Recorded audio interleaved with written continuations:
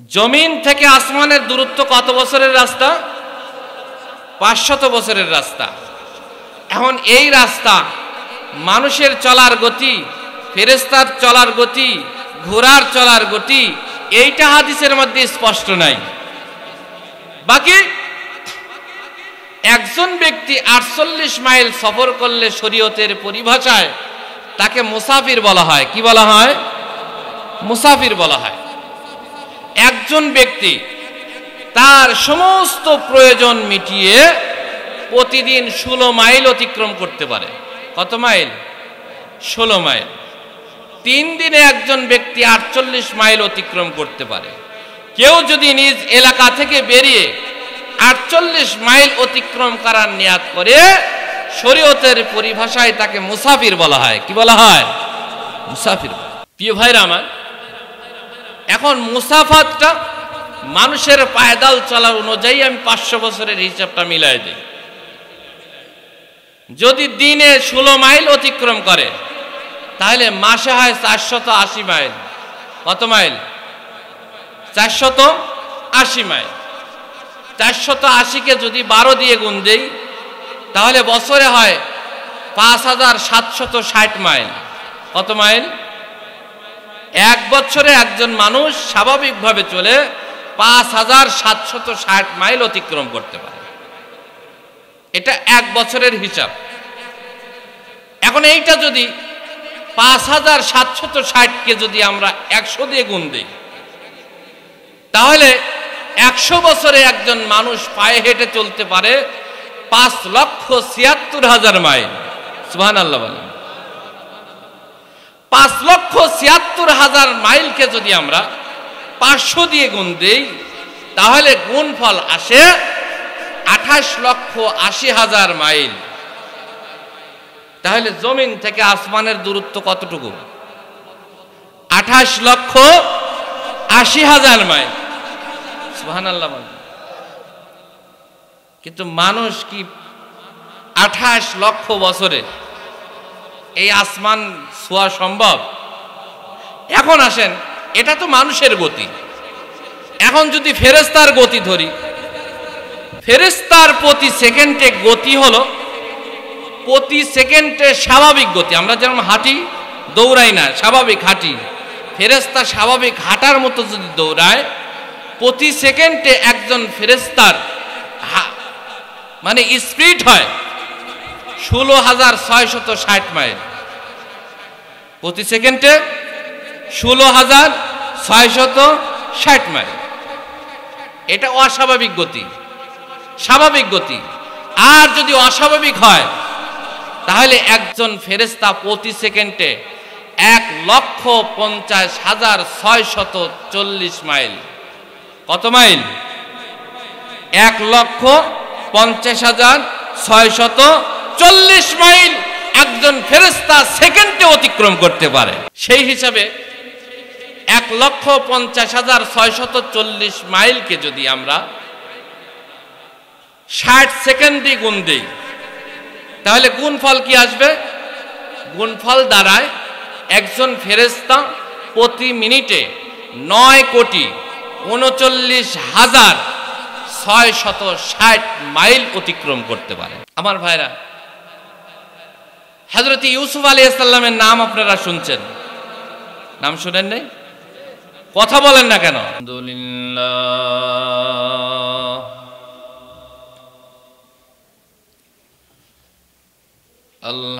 আলহামদুলিল্লাহ ইস্তাঈনুহু ওয়াস্তাগফিরুহু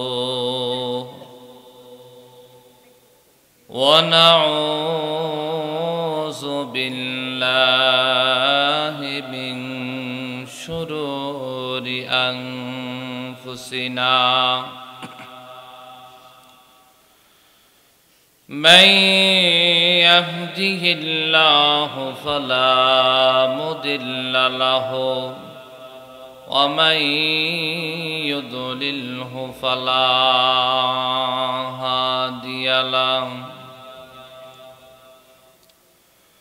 وأشهد أن لا إله إلا ইল্লাল্লাহু ওয়াহদাহু লা শারীকা লাহু লা শারীকা লাহু ওয়া লা ফারীকা লাহু ওয়া লা ওয়াসীরা লাহু ওয়া লা নাযীরা লাহু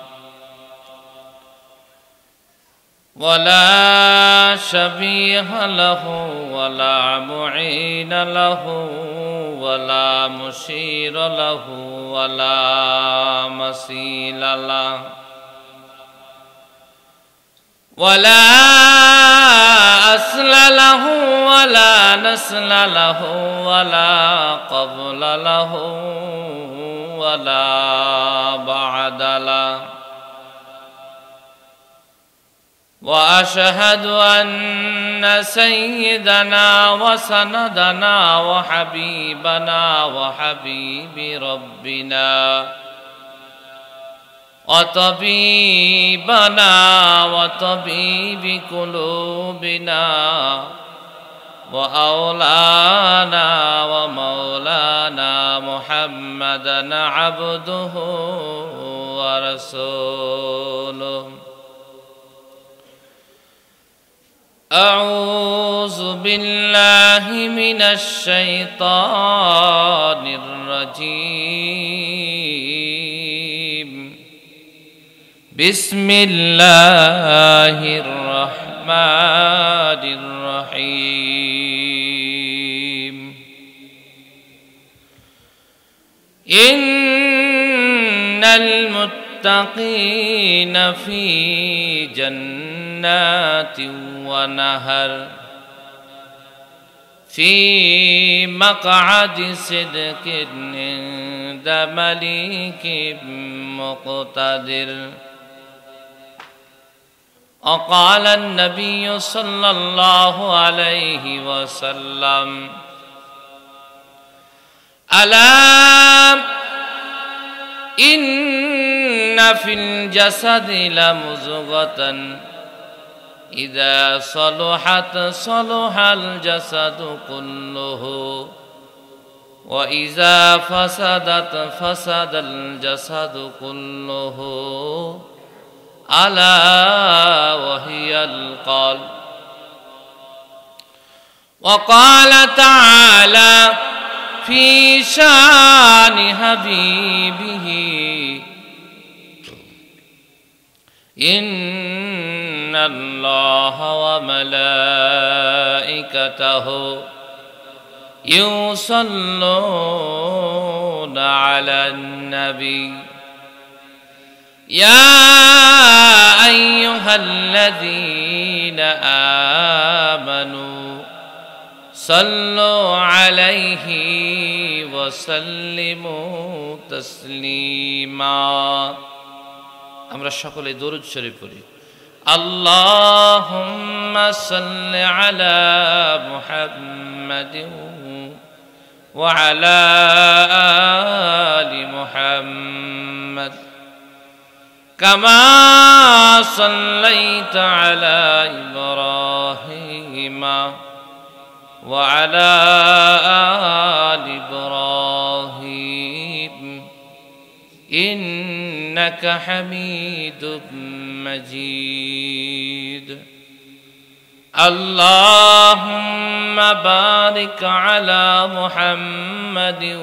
وعلى آل محمد كما باركت على إبراهيم وعلى آل إبراهيم إنك حميد مجيد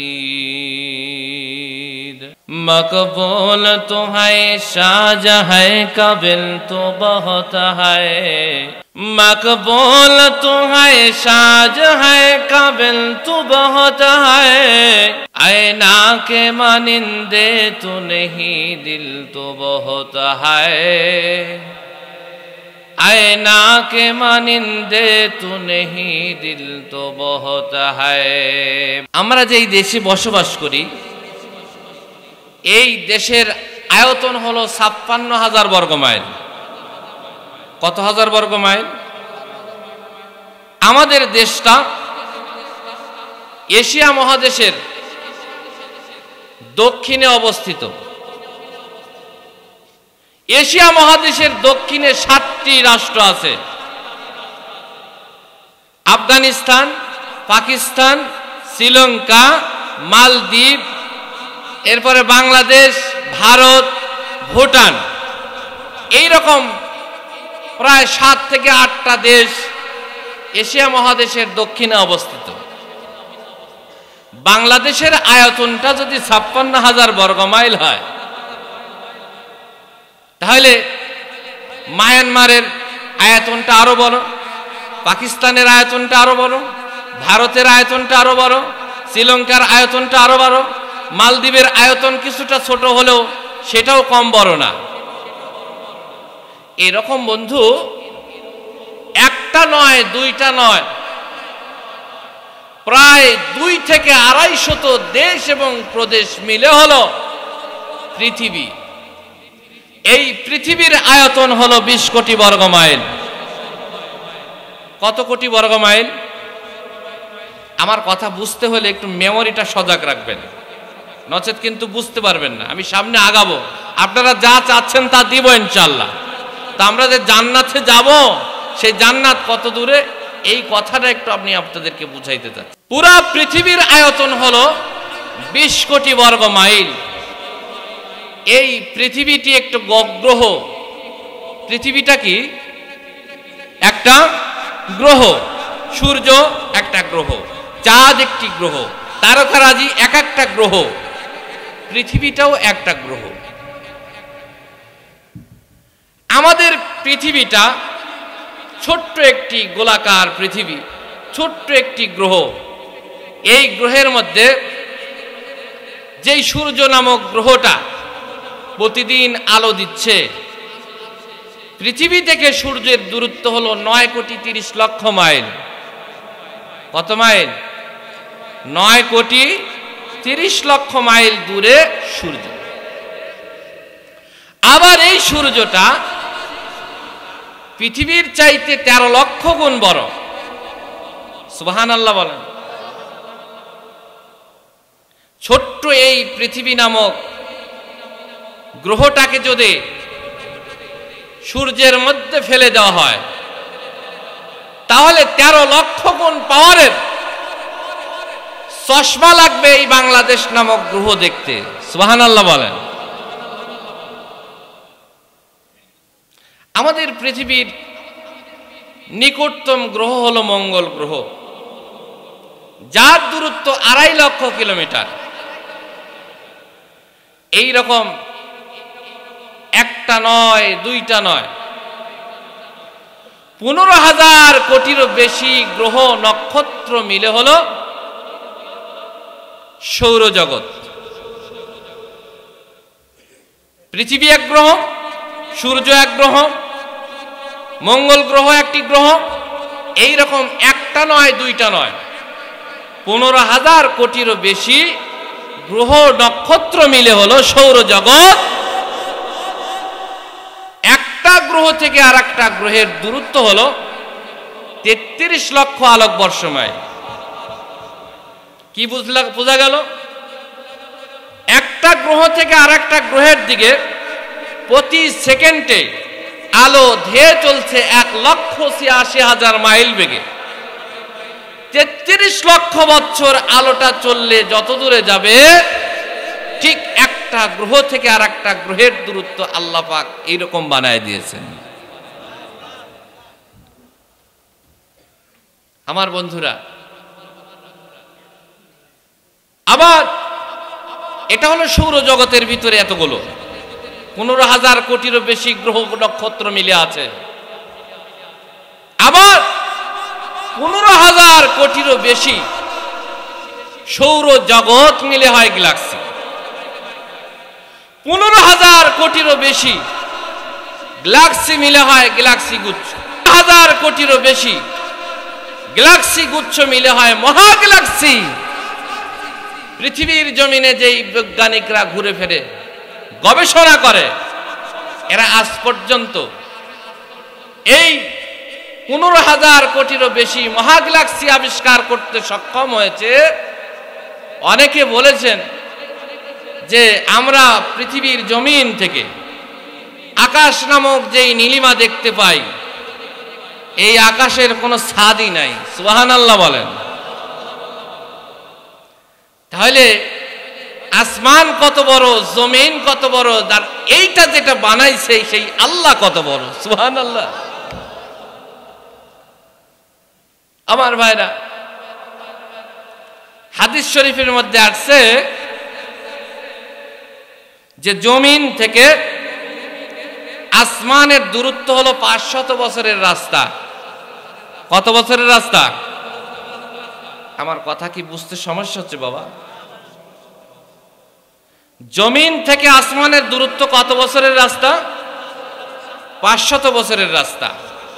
এখন এই রাস্তা মানুষের চলার গতি, ফেরেশতার চলার গতি, ঘোড়ার চলার গতি, এইটা হাদিসের মধ্যে স্পষ্ট নাই।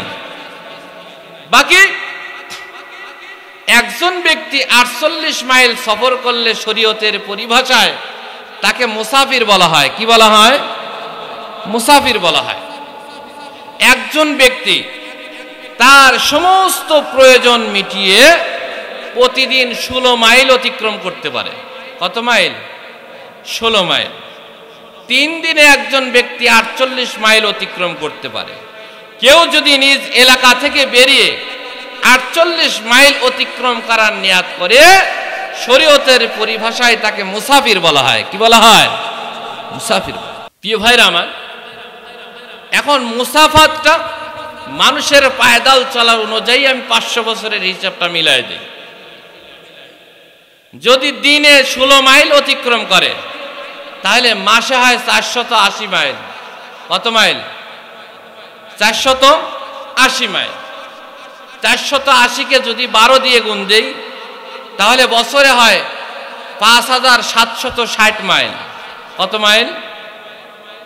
এক বছরে একজন মানুষ স্বাভাবিকভাবে চলে 5760 মাইল অতিক্রম করতে পারে। এটা এক বছরের হিসাব। এখন এইটা যদি 5760কে যদি আমরা 100 দিয়ে গুণ দিই তাহলে 100 বছরে একজন মানুষ পায়ে হেঁটে চলতে পারে 5,76,000 মাইল। সুবহানাল্লাহ বলেন। 5,76,000 মাইলকে যদি আমরা 500 দিয়ে গুণ দিই তাহলে গুণফল আসে 28,80,000 মাইল। তাহলে জমিন থেকে আসমানের দূরত্ব কতটুকু? 28,80,000 মাইল। সুবহানাল্লাহ বলেন। কিন্তু মানুষ কি 28 লক্ষ বছরে এই আসমান ছোঁয়া সম্ভব? এখন আসেন, এটা তো মানুষের গতি। এখন যদি ফেরেশতার গতি ধরি, ফেরেশতার প্রতি সেকেন্ডে গতি হলো প্রতি সেকেন্ডে স্বাভাবিক গতি। আমরা যেমন হাঁটি, দৌড়াই না, স্বাভাবিক হাঁটি।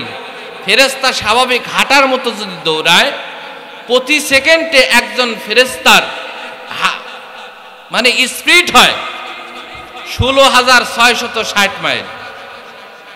প্রতি সেকেন্ডে 16,660 মাইল।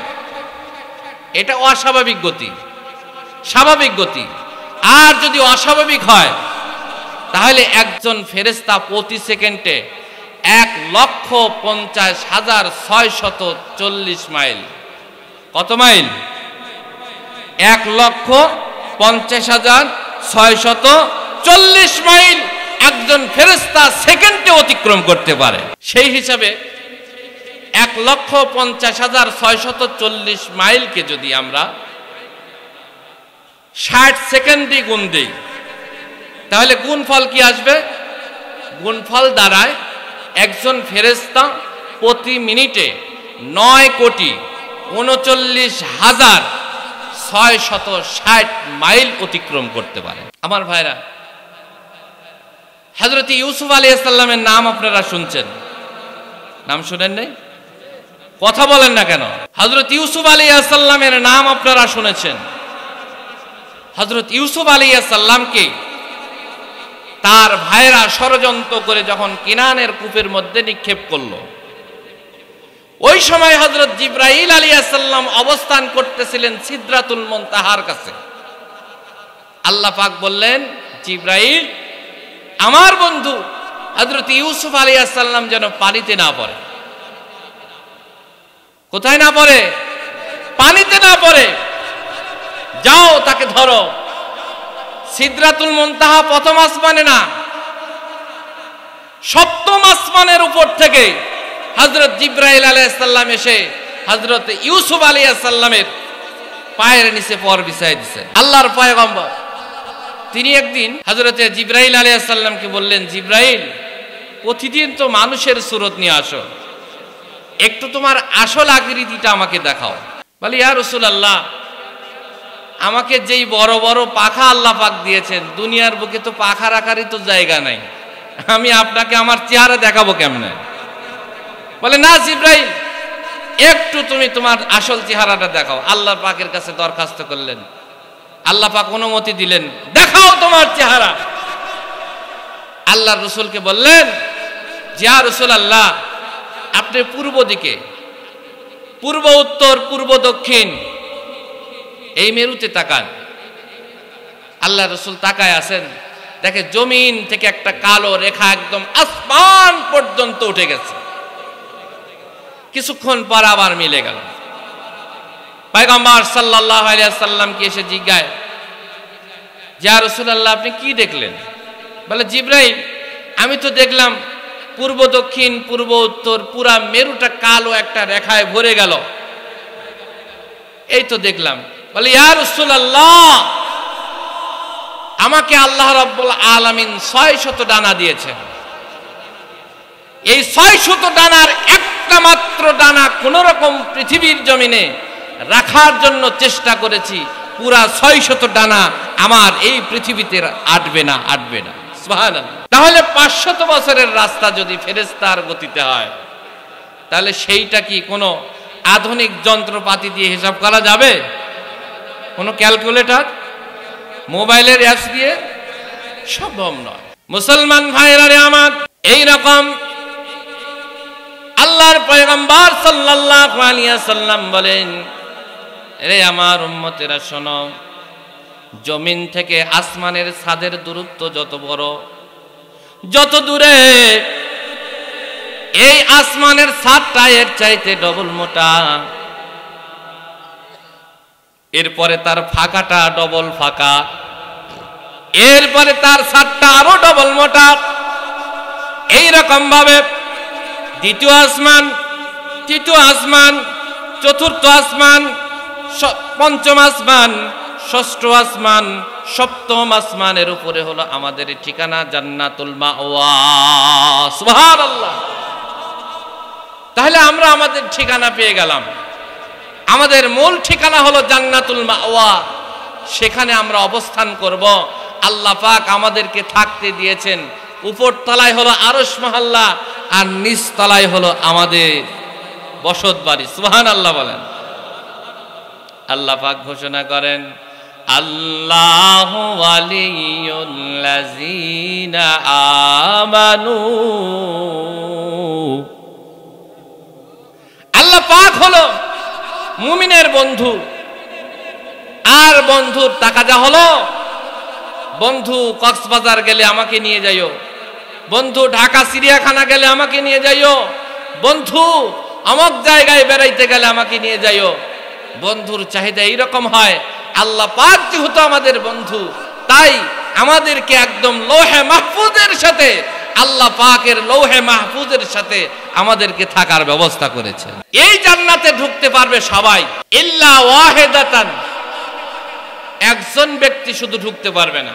আল্লাহ রাব্বুল আলামিন বলেন, ওয়া মান ইউশরিক বিল্লাহি ফাকাদ হারামাল্লাহু আলাইহিল জান্নাহ ওয়া মাওয়াহুন নার ওয়া মা লিয-যালিমিন মিন আনসার। যারা মুশরিক, যারা আল্লাহ পাকের সাথে শিরকি গুনাহ করে, এরা ব্যতীত আল্লাহ পাক যাকে ইচ্ছা তাকে জান্নাতে পৌঁছায় দিবেন। আল্লাহ পাক বলেন, ইন্নাল্লাহা লা ইয়াগফিরু আন ইউশরাকা বিহি ওয়া ইয়াগফিরু মা দুনা যালিকা লিমান ইয়াশা।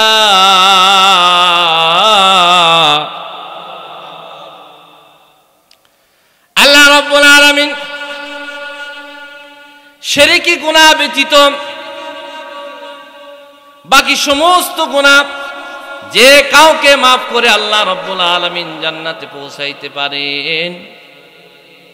শুধুমাত্র যেই ব্যক্তি শিরক করেছে এই ব্যক্তি জান্নাতের মধ্যে প্রবেশ করবে না। নতুন বিবাহ করেছেন, কেউ যদি দাবি করে বউটা আমার, আপনার মন মেজাজ ঠিক থাকবে? আপনি 10 বিঘা সম্পদের মালিক, কেউ যদি বলে ওই উত্তর পাড়ার জমিটা আমার, আপনি কি মেনে নেবেন? আপনার ওরসজাত সন্তান কেউ যদি এসে দাবি করে যে এই সন্তানটা আমার, আপনি কি মেনে নেবেন? ও মুসলমান, বানানেওয়ালাকে, রিজিক দাতাকে, সৃষ্টিকর্তাকে, খালিকু কুল্লি শাইইনকে, রহমানকে, রহিমকে, সব কিছু আল্লাহ রাব্বুল আলামিন করেছেন। ওই আল্লাহ পাকের জাতের মধ্যে আর সিফাতের মধ্যে কেউ যদি শরীক করে আল্লাহ পাক মেনে নেবে, এটা কোনো পাগলও বিশ্বাস করে না।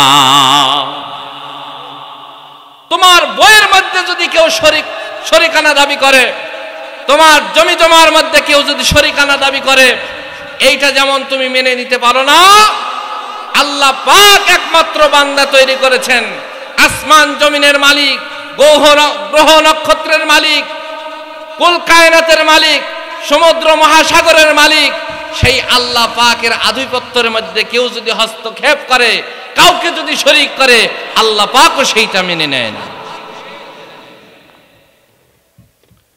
এই পৃথিবীর জমিনে সর্বপ্রথম শিরক চালু হয়েছে হযরত আদম আলাইহিস সালাম এবং হযরত নূহ আলাইহিস সালামের মাঝামাঝি সময়। তৎকালীন সময়ে 5 জন ব্যক্তি ছিল যাদের নাম ছিল ওয়াদ, সুয়া, ইয়াগুস, ইয়াউক, নসর।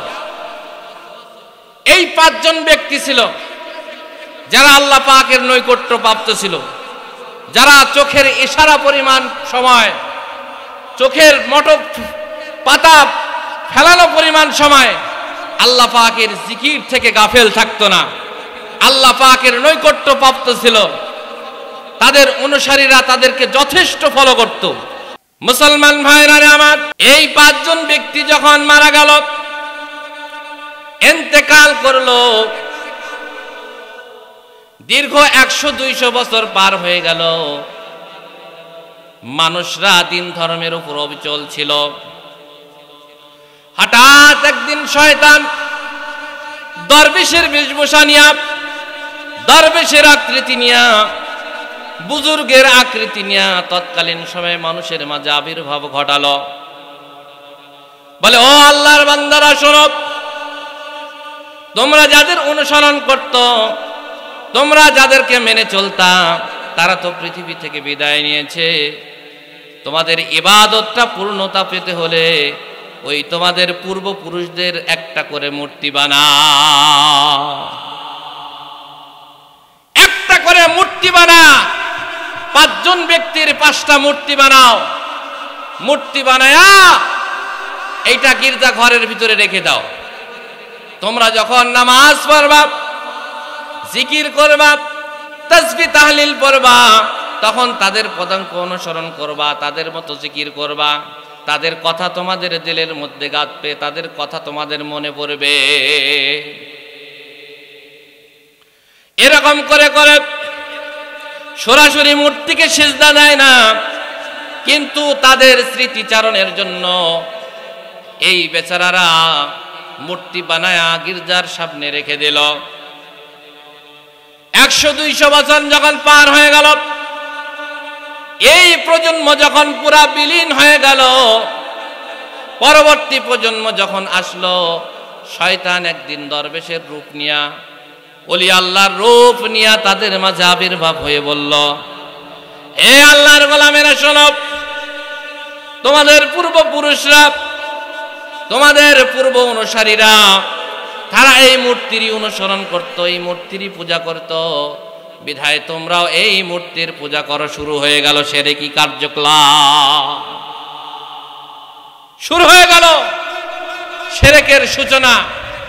সারা পৃথিবীব্যাপী মূর্তি বানানো শুরু হলো, আর এক একটা খোদার এক একটা কারিশমা মনে করে করে তারা ইবাদত বন্দেগী, তাদের পূজা শুরু করে দিল। মুসলমান ভাইরা আমার, এই মূর্তি পূজা দূর করার জন্য হযরতে নূহ আলাইহিস সালামকে আল্লাহ রাব্বুল আলামিন পয়গম্বর করে পাঠাইলেন। বললেন, ও নূহ, এই গাফেল জাতিকে গিয়ে দাওয়াতের কার্যক্রম করো, তাদেরকে দাওয়াত দাও, গিয়ে বলো কুলু লা ইলাহা ইল্লাল্লাহ তুফলিহুন। রে আল্লাহ ভোলা বান্দারা, রে মূর্তি পূজারীরা, রে মুশরিকরা, এক আল্লাহকে স্বীকার করো, এক আল্লাহকে মানো, তোমরা সফল কাম হয়ে যাবা। মুসলমান, হযরতে নূহ আলাইহিস সালাম যখন দাওয়াতের কার্যক্রম চালাচ্ছেন, দাওয়াত দিচ্ছেন কুলু লা ইলাহা ইল্লাল্লাহ, তারা মানে না, বরঞ্চ সর্বশক্তি দিয়া দেহের যত বল আছে সমস্ত শক্তি দিয়া হযরতে নূহ আলাইহিস সালামকে পিটাইতে থাকেন। পিটনি খাইতে খাইতে হযরত নূহ আলাইহিস সালাম তিনি বেহুশ হয়ে যান। মানুষরা তাকে মৃত্যু মনে করে চাদরের মধ্যে জড়াইয়া, কাপড়ের মধ্যে জড়াইয়া তার বাড়ির মধ্যে রেখে আসে। সকাল যখন হয়, আল্লাহ পাক সুস্থতা দান করেন, আবার মানুষের দ্বারে দ্বারে যায়, দাওয়াতের কার্যক্রম করে। এরকম করে একটা দিন নয়, দুইটা দিন নয়, দীর্ঘ 950 বছর পর্যন্ত তিনি দাওয়াতের কার্যক্রম চালিয়েছেন, কিন্তু কেউ তার দাওয়াত কবুল করে নাই। এই 950 বছরের মধ্যে মাত্র 80 জন মানুষ তার হাতে ইসলাম গ্রহণ করেছে। নূহ আলাইহিস সালামের উম্মতরা মূর্তি পূজা করে গোমরা হয়ে গেছে।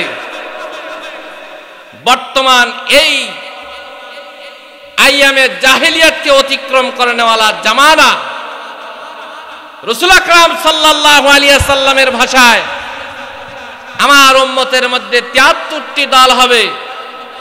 কুল্লুহুম ফিন্নার, সবাই জাহান্নামে যাবে। রাসূল বলেন ইল্লা ওয়াহিদাতান, তবে একটা মাত্র দল যারা জান্নাতে যাবে। সাহাবায়ে কিরাম প্রশ্ন করলেন, ফামান হিয়া ইয়া রাসূলুল্লাহ, সেই একটা দল কারা? আল্লাহর রাসূল মাপকাঠি দিয়ে দিলেন, বানা আলাইহি ওয়া আসহাবি, আমি এবং আমার সাহাবায়ে কিরাম রিদওয়ানুল্লাহি আজমাইন যেই পথ এবং মতকে অনুসরণ করেছি, এই পথ এবং মতের উপরে যিনি চলতে পারবেন সেই সঠিক পথের উপরে থাকবে। সুবহানাল্লাহ। বর্তমান একদল মানুষ যারা নিজেদেরকে মুসলমান হিসেবে দাবি করে, তারা শরীয়তকে 4টা ভাগে বিভক্ত করেছে। শরীয়ত, তরিকত, মারেফত, হকিকত। কয়টা? 4টা। আরে ভাই, তরকারি শুধু কি লবণ দিয়ে রান্না করা যায়? শুধু কি মরিচ দিয়ে রান্না করা যায়? শুধু কি তেল দিয়ে রান্না করা যায়? শুধু কি মশলা দিয়ে রান্না করা যায়? না, সবগুলো সমষ্টির নাম তরকারি, সবগুলো সমষ্টির নাম তরকারি। শরীয়তের মধ্যে তরিকত আছে, হাকিকত আছে, মারিফত আছে। এই তিনটাকে অ্যাবাউট করে তো কখনোই আলাদা আলাদা সিস্টেম আল্লাহ রসুল শিখায় যায় নাই। বর্তমানে এক দল বারে হয়েছে, তারা শরীয়তকে ডিভাইডেড করছে, বাইপাস করেছে। তারা বলে আমরা মারিফতের লোক। কিসের লোক? মারিফতের লোক। মুখে নাই দাড়ি, খায় শুধু বিড়ি, গাঞ্জায় মেরে টান, হয়ে যায় আশেকে রাসূলের শান। আছে না নাই? কথা বলে না। কোরআন নাই, হাদিস নাই, নাম দিয়েছে সুন্নি। নামাজ নাই, রোজা নাই, হজ নাই, যাকাত নাই, করে শুধু পুণ্যি। তাদের পুণ্যি সওয়াব অর্জন করতে কোরআন হাদিস লাগে না, নামাজ লাগে না। সকাল আর সন্ধ্যা দুইটা সিজদা মারে। কি মারে? কথা বলে না। সকাল আর সন্ধ্যা কয় সিজদা মারে? দুই সিজদা। সেই সিজদাটা কিভাবে মারে? আমি অনেক পরীক্ষা করে গবেষণা করে দেখেছি। আমি একজনকে জিজ্ঞাসা করলাম, দুই সিজদা দাও কেন? বলে, হুজুর আমরা দুই সিজদা দেই, মা বোনেরা যারা আছে রাগ করবেন না। বলে, আমরা পৃথিবীর বুকে আসার সবচেয়ে বড় মাধ্যম হলো মা, আর সেই মায়ের যেই জায়গা দিয়ে আমরা পৃথিবীর বুকে আসলাম, সেই জায়গা বড় সম্মানী। এই জায়গাকে যদি ঠিকঠাক মতো আমরা ভক্তি করতে পারি, তাহলে জান্নাত পার হয়ে জাহান্নামে আমরা নিশ্চিত চলে যাব। ওই দুই জায়গায় সিজদা করে, সকালবেলা আর দুপুর বেলা, মানে সন্ধ্যাবেলা এক সিজদা। এইটা বানায়। কি বানায়? এই কথা বলে না কেন? এইটা বানায় সিজদা একটা মারিয়ে দেয়, আর সামনাসামনি যে থাকে এরকম করে। কি করে? কি করে? মুখে নাই দাড়ি, খায় শুধু বিড়ি, গাজায় মেরে টান, হয়ে যায় আল্লাহর রসুলের শান, আশেকে রসুলের শান। মুখে দাড়ি না থাকলেও আল্লাহর রসুলের আশেক হওয়া যায়। কোরআন সুন্নাহ না থাকলেও আশেকে রাসূল হওয়া যায়। টুপি দাড়ি না থাকলেও আশেকে রাসূল হওয়া যায়। এই সমস্ত ভণ্ড বাবার দরবারে আছে না নাই? আমি একদিন 10 টাকার নোটের উপরে আগের একটা মসজিদের ছবি ছিল, এখন কি আছে? আছে কি? বাঘা মসজিদের একটা ছবি ওখানে থাকতো। তা আমি একদিন বাঘাতে গেছি, প্রোগ্রাম সেরে বাঘা দেখতে গেছি। তো মসজিদের ঐতিহ্য, অনেক বছর পুরানো একটি মসজিদ, পুরাতন একটি মসজিদ আমি দেখতে গেছি। দেখলাম যে মসজিদটা অনেক সুন্দর। মসজিদ ঘুরে দেখে পাশ দিয়ে একটু চক্কর লাগাতেই দেখি কিছু ভণ্ড পীরেরা বসে আছে, বড় বড় দাড়ি, তার দাড়ির সাথে জট, এক হাত করে। কয় হাত করে? যার যত বড় জট সে তত বড় আল্লাহর ওলি। সাথে যদি মাথায়ও জট থাকে সে হলো ডবল ওলি। সে কি? ডবল ওলি। এইরকম একটা ওলি লাল শালু পরে বসে আছে। তার সামনে তার মুরিদেরা, গাঞ্জট্টি যারা আছে, দাড়ি চাচন্যা যারা আছে, কোরআন সুন্নাহ বিরোধী যারা আছে, ডাল নিয়ে আসছে, চাল নিয়ে আসছে, মুরগি নিয়ে আসছে, খাসি নিয়ে আসছে, পেঁয়াজ মরিচ থেকে শুরু করে যা আছে সবকিছু নিয়ে এসে বাবার দরবারে দর্শন দিচ্ছে। আর একজন বলতেছে, মন্দার মন্দার দম মন্দার মন্দার দস্তগীর, কোন কিতাবে লেখা আছে মন্দাইরা ফকির। ওর চাল দিলাম, ডাল দিলাম, আরো দিলাম কত কি, বাবা তোমার আসনে লাগবে কি? বাবা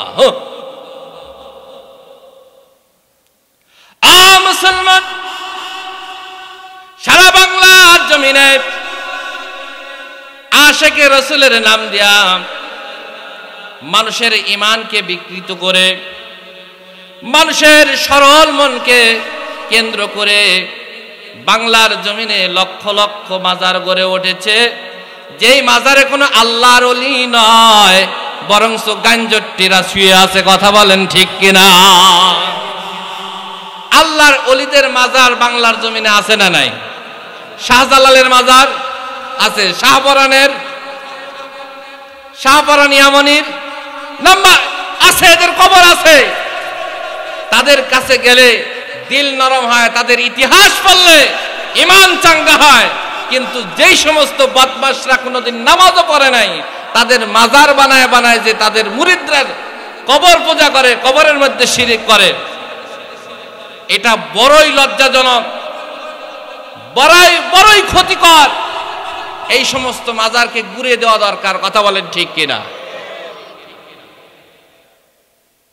পূর্ববর্তী নূহ আলাইহিস সালামের পূর্বের উম্মতরা মূর্তি বানায় শিরক শুরু করেছে, আর বর্তমান গাঞ্জট্টিরা তারা মাজার বানাতে দেরি, কিন্তু সামনে একটা ডেস্ক রাখতে দেরি হয় না, সামনে একটা সেন্দুক রাখতে দেরি হয় না। কথা বলেন।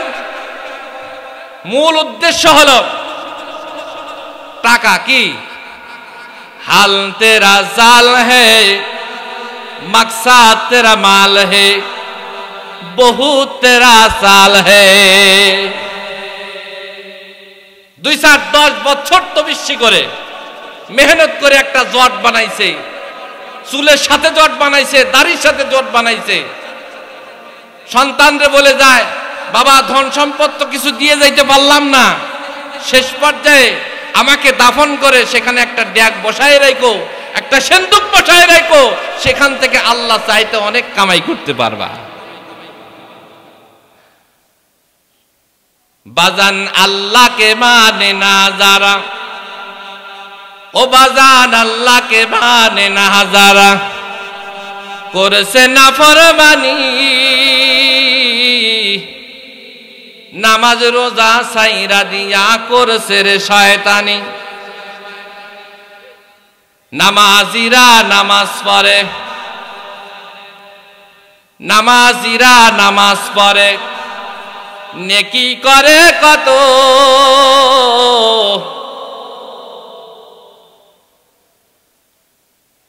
জুয়ান কালে চলে ফিরে। এই গাঞ্জট্টিরা জুয়ান কালে চলে ফিরে, যেমন চলে হাতি, বৃদ্ধকালে তালাশ করে পাক্কা বাঁশের লাঠি। বাজান বৃদ্ধকালে তালাশ করে পাক্কা বাঁশের লাঠি। মুসলমান খবরদার, জীবনে বেঁচে থাকলে নামাজ এক ওয়াক্ত নামাজ না পড়ো সমস্যা নাই, কোরআন না পড়ো সমস্যা নাই, যাকাত না দাও সমস্যা নাই, হজ না করো সমস্যা নাই। আল্লাহ পাক ইচ্ছা করলে জাহান্নামের আগুনে পুরায়া পুরায়া পুরায়া পুরায়া তোমার একদিন জান্নাতে পৌঁছাবে। কিন্তু তুমি যদি শিরক করো, তাহলে কোনো ধরনের বাঁচার কোনো পথ নাই, একটু সুযোগও নেই। মুসলমান ভাইরা আমার, আল্লাহর পয়গম্বর জনাবে মুহাম্মদুর রাসূলুল্লাহ সাল্লাল্লাহু আলাইহি ওয়াসাল্লাম বলেন, লা তুশরিক বিল্লাহি শাইআন ওয়া ইন কুতিলতা ওয়া হুররিকতা। ও আমার উম্মতেরা, শোনো শোনো, তোমরা কোনোদিন যেন আল্লাহ পাকের সাথে কোনো জিনিসকে শরীক করিও না, আল্লাহ পাকের সিফাতের মধ্যে কাউকে শরীক করিও না, আল্লাহ পাকের জাতের মধ্যে কাউকে শিরক করিও না। গোলাম রে, যদিও শিরক না করার কারণে তোমাকে হত্যা করে দেওয়া হয়, জ্বালায় পুরায় ভস্ম করে দেওয়া হয়, তারপরেও তুমি যেন শিরক করিও না। কে বলেছেন? জনাবে মুহাম্মদুর রাসূলুল্লাহ সাল্লাল্লাহু আলাইহি ওয়াসাল্লাম। বন্ধুরা আমার,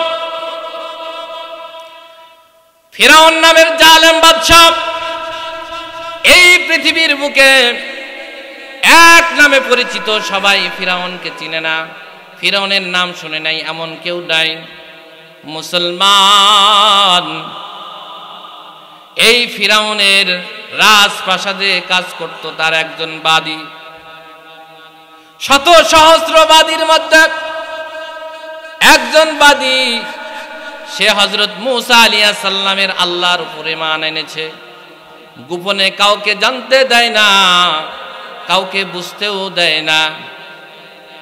হঠাৎ একদিন ফিরাউনের মেয়ের চুল বিন্যাস করতে গিয়ে, কেশ বিন্যাস করতে গিয়ে, কেশ চুল আশ্রাইতে গিয়া চিরুনিটা মাটির মধ্যে পড়ে গেছে। ওই চিরুনিটা আল্লাহু আকবার বলে চিরুনিটা উঠাইছে। এই আওয়াজ যখন ফিরাউনের মেয়ের কর্ণকুহরের মধ্যে পৌঁছেছে, ফিরাউনের মেয়ে বলে, কি গো, তুমি কি আমার বাবাকে বড় খোদা হিসেবে মেনে নাও না? আমার বাবার চাইতেও বড় খোদা কি এই রাজপ্রাসাদে আছে নাকি, পৃথিবীর জমিনে আছে নাকি? কারণ তৎকালীন সময়ে ফিরাউন তার রাজপ্রাসাদের মধ্যে ঘোষণা করেছিল, আনা রব্বুকুমুল আ'লা, আমি পৃথিবীর বুকে সবচাইতে বড় রব, সবচাইতে বড় খোদা, আমার চাইতে বড় খোদা আর কেউ না। বন্ধুরা আমার, রাজপ্রাসাদে গুঞ্জন শুরু হয়ে গেল, অমুকবাদী মূসার আল্লাহর উপর ঈমান এনেছে, আমাদের রবকে, আমাদের খোদাকে অবমাননা করেছে। ফিরাউন তাকে গোপন কক্ষে ডাকল, বলে, রে বাদী, এখনো সময় আছে, তুমি আমাকে বড় রব হিসেবে মেনে নাও, নচেত তোমাকে যেই শাস্তি আমি প্রদান করব পৃথিবীর ইতিহাসে সেটা লেখা হয়ে থাকবে। যখন বাদীকে হুমকি দিল, ধমকি দিল, আল্লাহ পাক তার ঈমানের পাওয়ার বাড়ায় দিলেন। দ্ব্যর্থহীন কণ্ঠে আল্লাহ পাকের পক্ষ থেকে বুকে সাহস নিয়া ফিরাউনের রাজপ্রাসাদে ঘোষণা করে দিল, রে ফিরাউন, তোকে আমি কোনোদিন আমি বড় খোদা হিসেবে মেনে নেব না। এতে আমার জীবন চলে যাক, আমার দেহ খণ্ড বিখণ্ড হয়ে যাক, আমি তোর উপর ঈমান আনব না, আমি তোকে বড় খোদা হিসেবে মেনে নেব না। ফিরাউন বলল, যেহেতু কোনো কাজ হচ্ছে না, তাহলে একে শাস্তির মুখোমুখি করা হোক। ফিরাউন রাজপ্রাসাদের ভিতরে বিশাল বড় একটা ড্যাগের আয়োজন করলো, ড্যাগের মধ্যে ড্যাগ ভর্তি তেল ঢালল, চুলা জ্বালাইতে বলল, চুলা জ্বলতেছে জ্বলতেছে, তেল টকবক টকবক টকবক করে ফুটতেছে। ফিরাউন ওই বাদীকে ডেকে বলে, রে বাদী, এখনো সময় আছে, তুই আমাকে বড় খোদা হিসেবে মেনে নে, না হলে কিন্তু তোকে আমি যেই শাস্তি দিব এটা আজীবন সারা পৃথিবীবাসী মনে রাখবে। তেল টকবক টকবক জ্বলতেছে। বাদীর দুইটা মেয়ে ছিল, একটা বড় আর একটা কোলের দুগ্ধপোষ্য বাচ্চা। বড় মেয়েটাকে হাত পাও বেঁধে ওই কারায়ের কাছে নিয়ে যাচ্ছে, আর মা অঝর নয়নে কান্না করতেছে। তারপরে একবারও বলতেছে না, আমি তোরে বড় খোদা হিসেবে মেনে নিলাম, তুই আমার মেয়ের ছেড়ে দে। মেয়েটা মা মা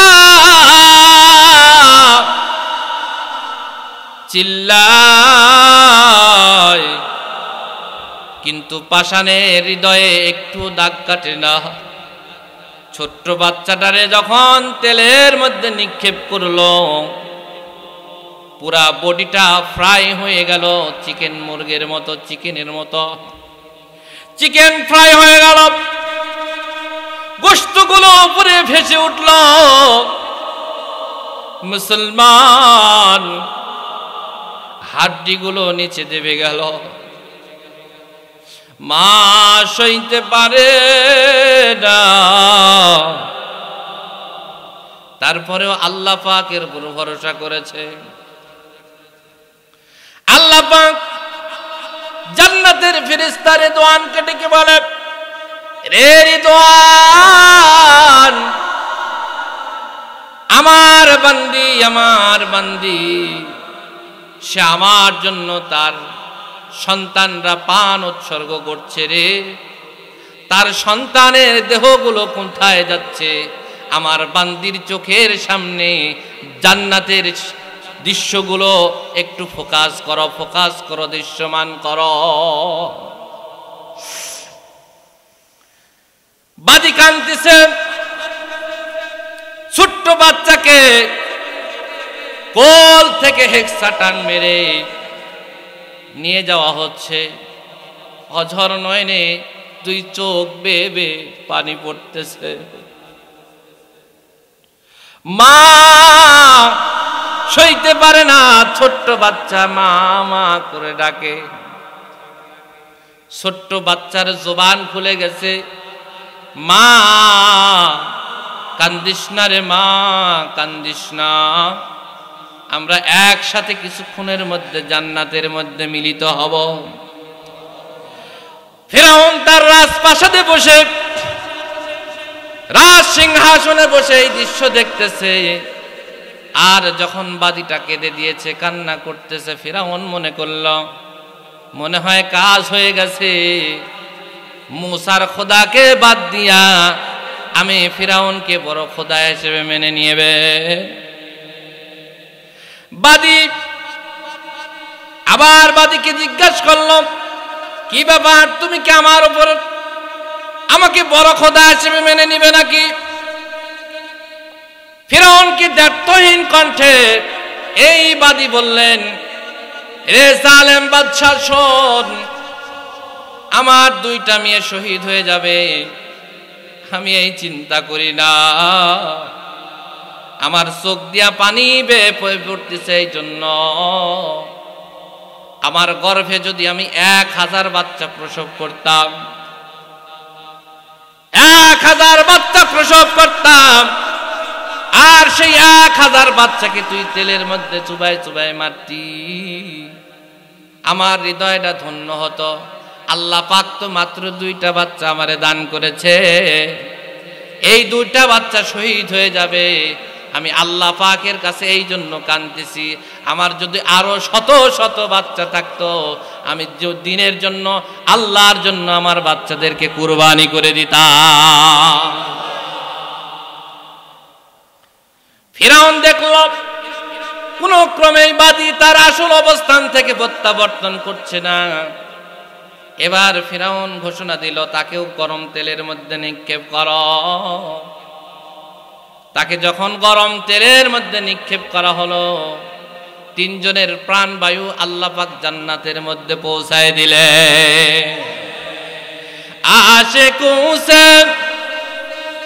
आशिकों से क्या मजा है, माशिकों से पूछियो, शाह गुल से क्या मजा है, बुलबुली से पूछियो।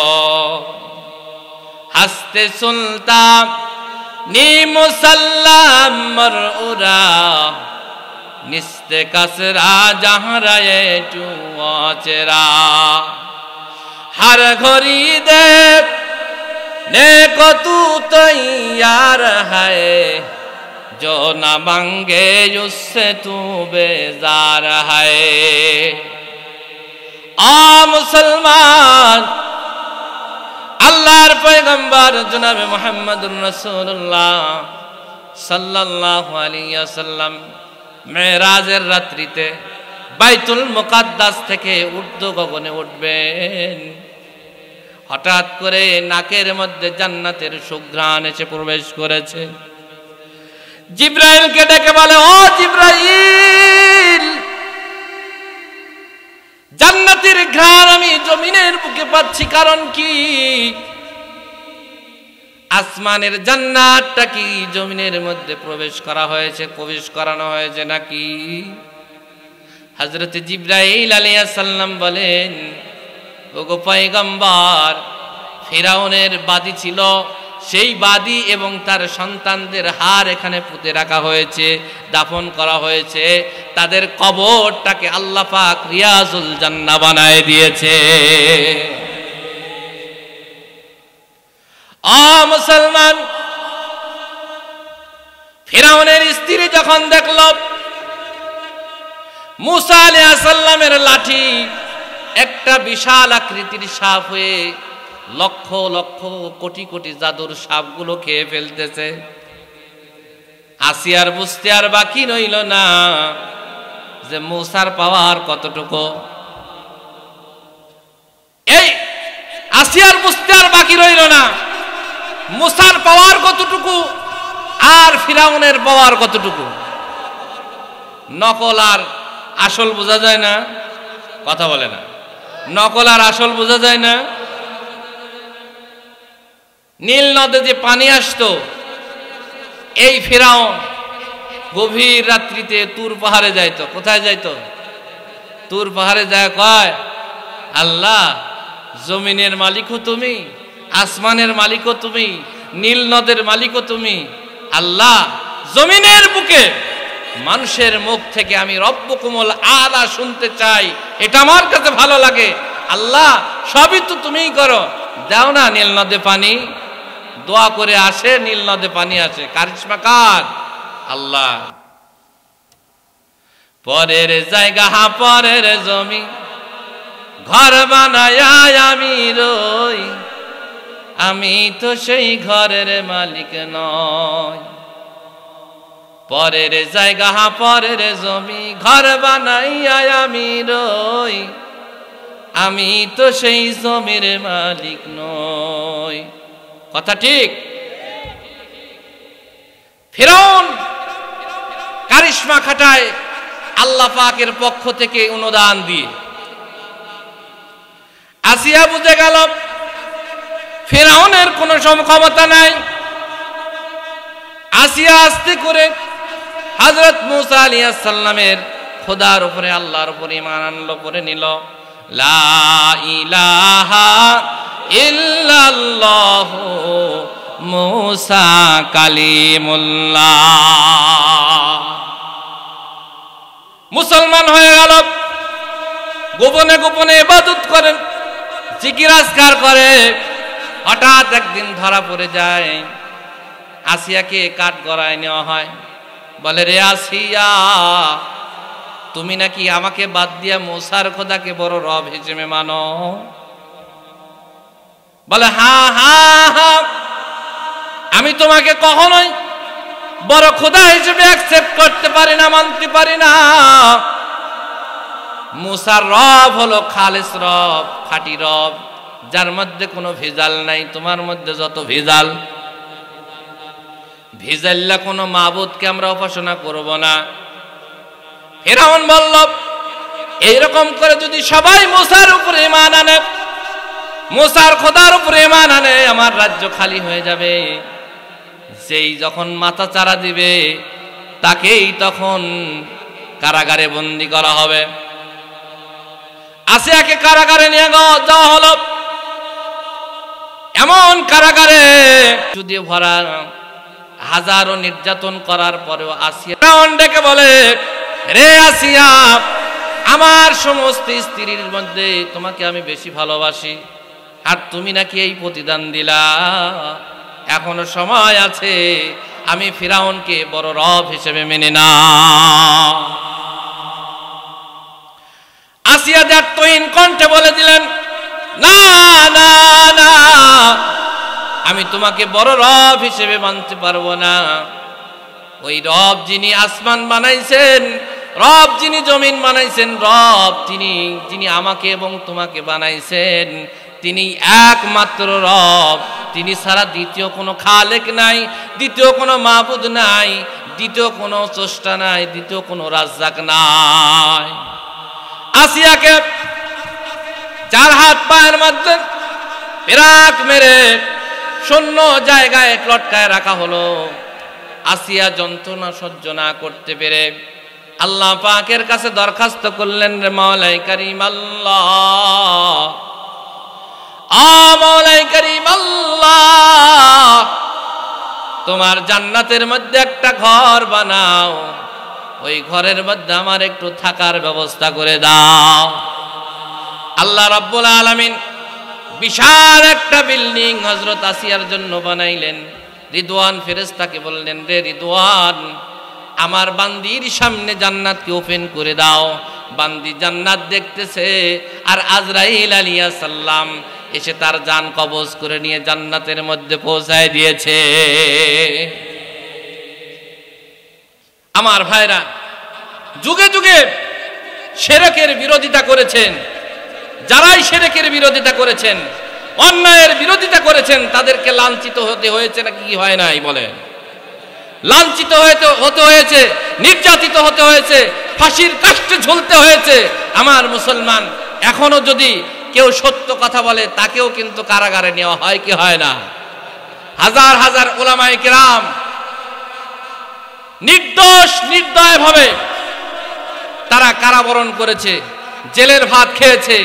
এমন উলামায়ে কেরাম আছে যারা জেলের মধ্যে থেকে মৃত্যুবরণ করে তার লাশ দাফন করা হয়েছে। হয়েছে কি হয় নাই? মুসলমান ভাইরা আমার, ঈমান হলো একটি জান্নাতে যাওয়ার সিঁড়ি। ঈমান যদি না থাকে তাহলে জান্নাতে যাওয়া যাবে না। আমার ভাইরা, আমি বলছিলাম জান্নাত সেই সপ্তম আসমানের উপরে লৌহে মাহফুজের সাথে সিদরাতুল মুনতাহার কাছে। এই জান্নাতে সব শ্রেণী পেশার মানুষ প্রবেশ করবে, শুধু এক শ্রেণীর মানুষ প্রবেশ করবে না। সে কে? যে মুশরিক, যে শিরক করেছে, সে জান্নাতে প্রবেশ করবে না।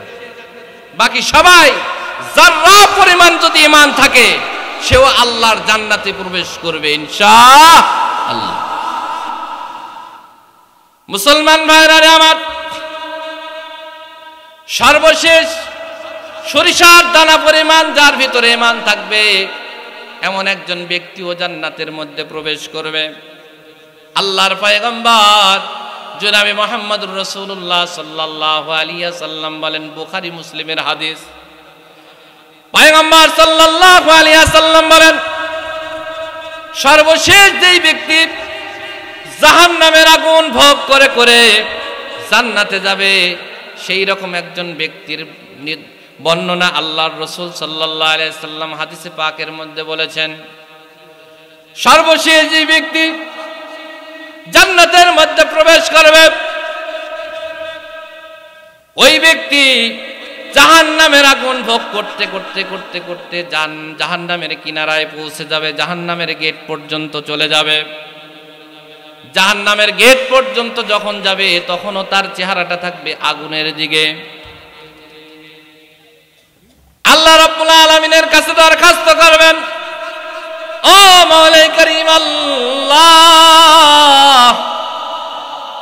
জাহান্নামের অগ্নিশিখা সইতে পারতেছি না, আল্লাহ মেহেরবানি করে আমার চেহারাটা জাহান্নামের আগুন থেকে ঘুরাইয়া অন্য দিক করে দাও।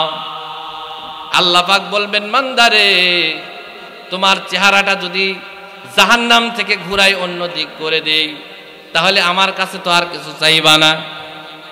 জাহান্নাম থেকে যদি চেহারাটা ঘুরাই অন্য দিকে করে দেই তাহলে তো আর কিছু চাইবা না। বলে, না আল্লাহ, আর কিছু চাই না। কারণ যতক্ষণ পর্যন্ত, যতদিন, যতকাল জাহান্নামের ভিতরে থাকবে, একটা জাহান্নামী তার চেহারাটা থাকবে আগুনের দিকে। এক একটা জাহান্নামীর শরীরের চামড়া হবে 42 গজ মোটা। কয় গজ? 42 গজ মোটা হবে এক একটা জাহান্নামীর শরীরের চামড়া। বসার জায়গা হবে মক্কা মদিনার জায়গার সমান। মক্কা এবং মদিনার যেই দূরত্ব, এই দূরত্ব সমান জায়গা তার বসার জায়গা হবে। ও মুসলমান, জাহান্নামী ব্যক্তি যখন বলবে, আল্লাহ চেহারাটা ঘোরায় দাও, আমি আর কিছু চাই না, আল্লাহ পাক চেহারাটা ঘোরায় দিবে। চেহারা ঘোরায় দেওয়ার সঙ্গে সঙ্গে দেখবে, দূরে তাকায় দেখে একটা সুন্দর সুজলা সুফলা গাছ, সুন্দর মনোরম পরিবেশ, আল্লাহ পাকের কাছে দরখাস্ত করে, মওলাই করিম আল্লাহ ওই গাছের কাছে একটু নিয়ে নাও না, ওই গাছের কাছে একটু যাওয়ার সুযোগ দাও না। আল্লাহ পাক বলবেন, কিরে বান্দা, কিছুক্ষণ আগেই তো বললা চেহারা ঘুরাই দিলে আর কিছু চাইবা না, এখন আবার গাছের কাছে যাইতে চাও কেন? বলে, আল্লাহ ওই গাছের কাছে নাও, আর কিছু চাই না। আল্লাহ ওই গাছের কাছে নিয়ে যাবে, ওই গাছের রস ফল ফ্রুট খেয়ে তার মনে হবে, অনুভূতি হবে যে সমস্ত মানুষের চাইতে বেশি শান্তি আল্লাহ পাক তাকে দান করেছে। সেখানকার গাছের রস খাবে, ফল ফ্রুট খেয়ে যখন আবার দূরে তাকাবে, দূরে দেখবে, লক্ষ্য করবে আরো একটা সুন্দর সুজলা সুফলা গাছ। এই গাছটা আগের গাছের তুলনায় আরো সুন্দর, আরো সুশ্রী, আরো মনোরম। আল্লাহ পাকের কাছে দরখাস্ত করবেন, আয় আল্লাহ আমাকে ওই গাছের কাছে নাও। আল্লাহ পাক বলবেন, ওই গাছের কাছে যদি নিয়ে আর কিছু চাইবা না তো? বলে, না আল্লাহ না, ওই গাছের কাছে নাও, আমি আর কিছু চাই না। দ্বিতীয় গাছের কাছে নিবে, ওই গাছের ফল ফ্রুট আর রস খেয়ে সে আরো আনন্দিত হবে, আরো তার মনের ভিতরে ভালো লাগবে, মনে হবে সব চাইতে বেশি আনন্দ আল্লাহ পাক তার জন্য ব্যবস্থা করেছে। কিছুক্ষণ পরে আবার জান্নাতের গেটের কাছে একটা গাছ দেখবে, বলবে, আল্লাহ ওই যে আর একটা জান্নাতের গেটের কাছে গাছ দেখা যায়, ওই গাছের কাছে নিয়ে যাও। হাদিসের ভাষা অনুযায়ী আল্লাহ পাক বলবেন, আদম সন্তান বড় নিমক হারাম, কথার কোনো ঠিক নাই। প্রথমে জাহান্নাম থেকে মুখ ঘুরাই দিলাম, গাছের কাছে আসার আবদার করলা, আবার প্রথম গাছের কাছে নিয়ে আসলাম, দ্বিতীয় গাছের কাছে আসলাম, দ্বিতীয় গাছের কাছে এসে আবার বললা, আল্লাহ জান্নাতের গেটের কাছে ওই গাছের কাছে নিয়ে যাও। এই গাছের কাছে এসে এই গাছের ফল ফ্রুট খায়, এই গাছের রস পান করে, আর মাঝে মাঝে গেটের কাছে গিয়ে উকি ঝুঁকি মারে। আহারে কত সুন্দর জান্নাত, গেলমান হুরিরা নাচানাচি করতেছে, কত সুন্দর সুন্দর বিল্ডিং, স্বর্ণরূপার বিল্ডিং, ফল ফ্রুটের অভাব নাই। এইবার আল্লাহ পাকের কাছে বলবে, আল্লাহ কে রে, কি হয়েছে, কি আল্লাহ আল্লাহ করিস কি জন্য? হ্যাঁ, কি ব্যাপার, কি কয়বার ওয়াদা ভঙ্গ করিস, আর কয়বার তোকে আমি এদিক সেদিক করবো বল? তাই আল্লাহ দিয়ে দাও না। আল্লাহ পাক হাসে দিবেন, কি দিবেন? হাসে দিবেন, মানে আল্লাহ পাক ওইভাবেই তার জান্নাতের ব্যবস্থা করবেন। আল্লাহ দিয়ে দাও না, আল্লাহ দিয়ে দাও না, দাও না আল্লাহ। আল্লাহ পাক বলবেন, যা তোরা দিয়ে দিলাম, যা জান্নাতের মধ্যে প্রবেশ কর। জান্নাতের মধ্যে গিয়া দেখে সমস্ত বিল্ডিং বুকিং, কোনো বিল্ডিং এ থাকার জায়গা নেই, কোনো জায়গায় বসার জায়গা নাই। ঘুরে আসে, কয় আল্লাহ সব তো বুকিং হয়ে গেছে, যামু কোথায়, থাকমু কোথায়, খামু কি? আবার যাও। ঘুরে আসে, কয় আল্লাহ তাও তো পাইলাম না, বলে আবার যাও। ঘুরে আসে, বলে আল্লাহ তাও তো পাইলাম না, সবই তো বুকিং।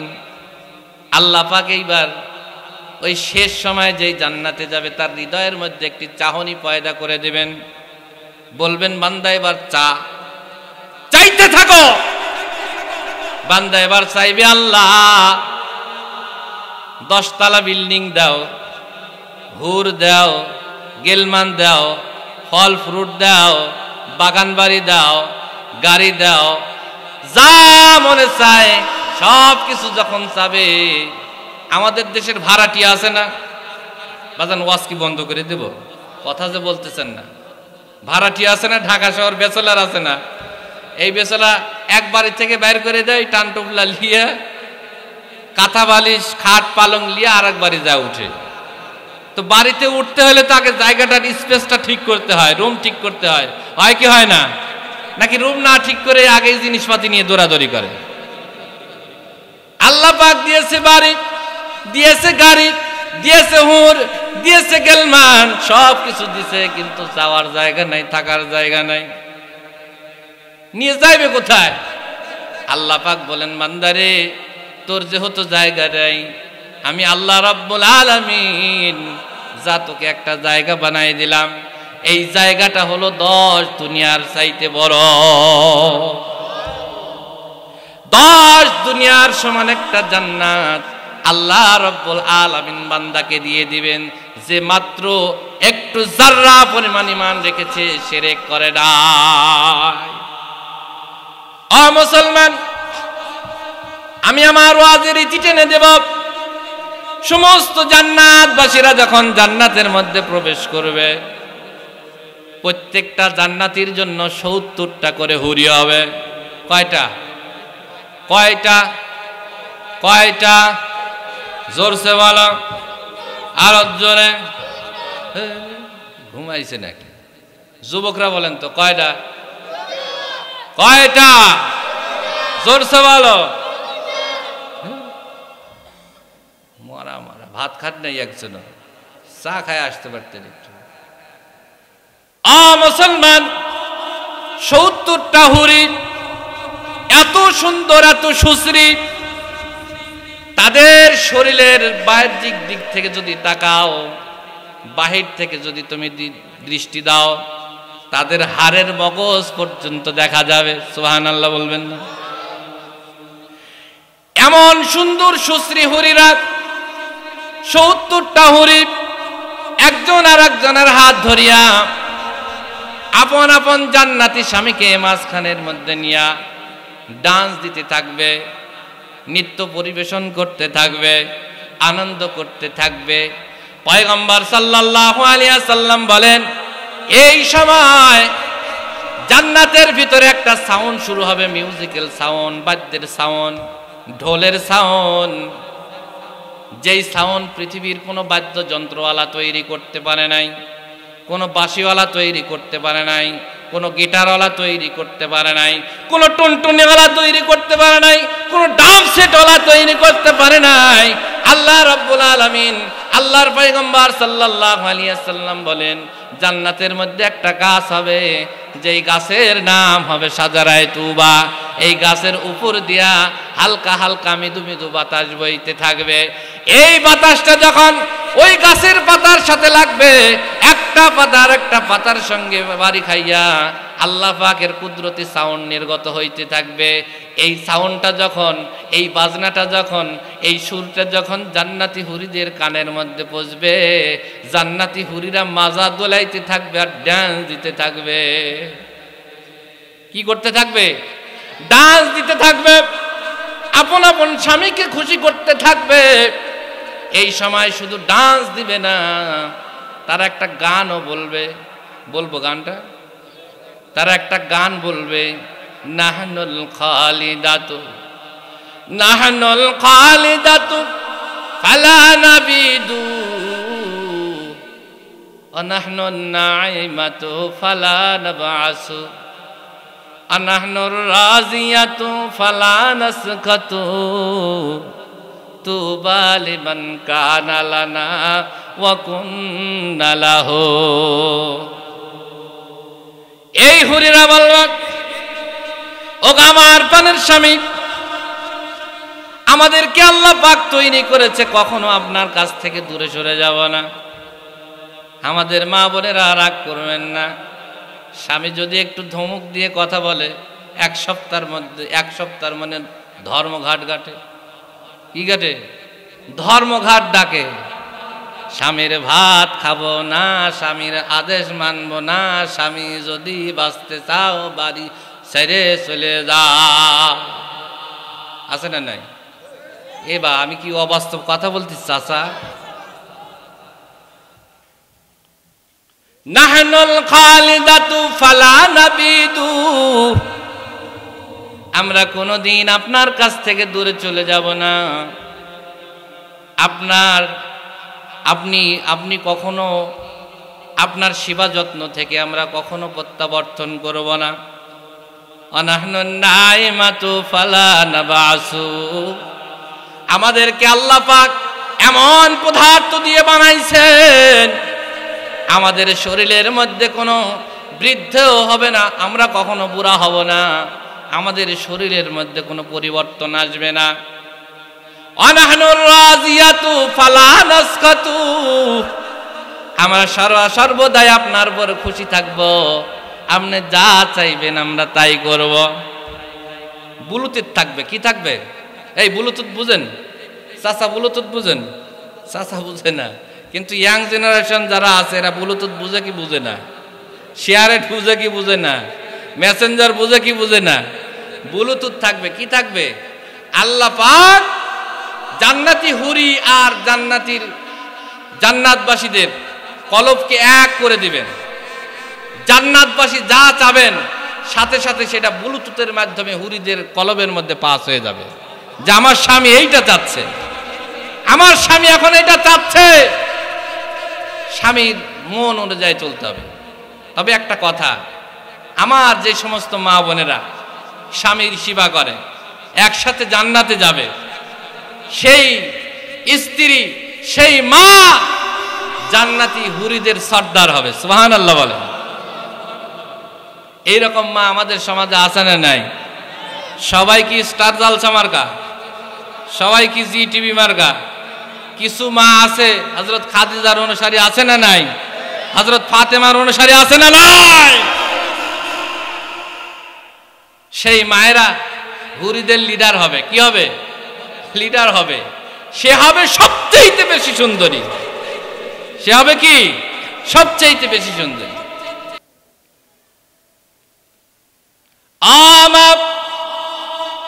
তুমি তো জান্নাতি হুরিদের লিডার হবা, এখন থেকেই তুমি প্রশিক্ষণ গ্রহণ করো, স্বামীর সেবা করো, আইনত যেটা প্রয়োজন সেটা স্বামীর প্রয়োজন মিটাও, অযথা অন্যায় ভাবে স্বামীর সাথে ঝগড়া করবা না, অশ্লীল ভাষায় গালিগালাজ করবা না, মোবাইল কিনে না দিলে তোমার সংসার করব না, 42 ইঞ্চি টিভি না কিনে দিলে তোমার সংসার করব না, ওয়াইফাই লাইন না দিলে তোমার সাথে সংসার করব না। এরকম আছে না নাই? এরকম আন্দোলন বাদ দিয়া কোরআন এবং হাদিস মোতাবেক জীবন গড়েন, জান্নাতের হুরিদের সর্দার বানায় দিবে আল্লাহ রাব্বুল আলামিন। হুরিদের গান, নাহনুর রাজিয়াতু ফালা নাসকাতু, আমরা সদা সর্বদাই খুশি থাকবো, কখনো আপনার উপর বেজার হব না। অনাহনুন নাইমাতু ফালা নাবাসু, তুবা লিমান কানা লানা ওয়া কুন্না লাহু, আমাদের মতো স্ত্রী পায়া আপনি যেমন খুশি হয়েছেন, আনন্দিত হয়েছেন, তেমনি আপনার মতো স্বামী পায়া আমরাও আনন্দিত হয়েছি, খুশি হয়েছি। এই নাচের তালে তালে, গানের তালে তালে যখন সমস্ত জান্নাতবাসীরা আনন্দে বিভোর হয়ে থাকবে, এই সময় আল্লাহ রাব্বুল আলামিন আরশ মহল্লা থেকে একটি ডাক দিবেন, বলবেন, হাল ওয়াজাদতুম মা ওয়া'আদাকুম রাব্বুকুম ইয়া ইবাদি, ও আমার গোলামেরা, ও আমার বান্দারা, যারা কঠিন কনকনে শীতের রাত্রিতে আরামের বিছানা ত্যাগ করে মসজিদ মুখী হয়েছো, কোরআন তেলাওয়াত করেছো, তাহাজ্জুদ পড়েছো, জিকির আজকার করেছো, উলামায়ে কিরামের কথা অনুযায়ী চলেছো, আমার বান্দারা, হাল ওয়াজাদতুম মা ওয়া'আদাকুম রাব্বুকুম, তোমরা কি পুঙ্খানুপুঙ্খানুভাবে পাইলা কিনা যেই প্রতিশ্রুতি আমি তোমাদেরকে কোরআনের মাধ্যমে দিয়েছিলাম, হাদিসের মাধ্যমে দিয়েছিলাম, নবী রাসূলরা পর্যায়ক্রমে পৌঁছায় দিয়েছে,